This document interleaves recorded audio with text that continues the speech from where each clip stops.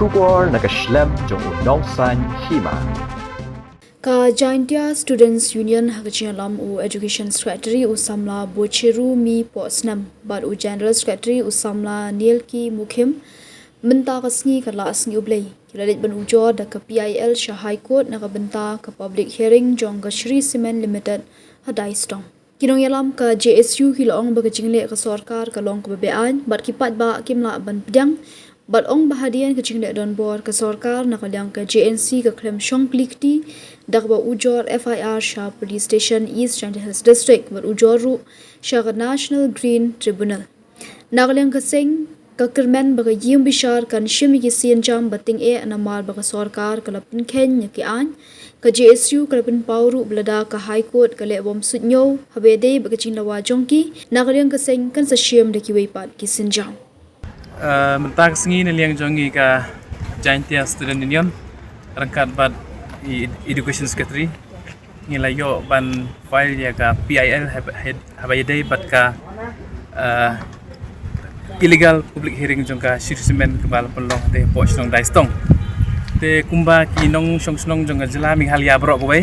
kila sakhi hi lang ba ki electronic media ba kumno kene government ka kondok ya ka public hearing kabalong teng ikum ki bajba ngimla ban priang te hadin ka to ka jingle bor jongka sarkar kene ka private hearing jongki Shirsimen Limited ngleng jong Jaintia Student Union klem shong klikti ngila lejbo yaka FIR hapo Police Station East Chandigarh District kumju ro ngila let complaint siya do siya po National Green Tribunal te menta nagliang jongi ka Jaintia Student Union ngidang up yaka hearing jong ka NGT te habay day bat kaningi liang jongi Jaintia Student Union ngila let do siya High Court but ngikermen ba ka court kan sim yaka senjam ka bateng habay day bat kanika public hearing namar ba bunsin hi government hi kumijuong ba no one is above the law te government hi create ya ka law government hi ba persang ban Kenya ka law te sakawero ka jingya den ti jongi kum ka Jaintia Student Union ningkong hi ngi hapya ma ka de ka perthai ba thamai ngi hapya ni illegal measures te ya ka jingya ki jongi ngin sapai ya ka ka outcome ka bemi na ka file jongi habay day bakajing file jong government na liang lada ka High Court ka persyang ban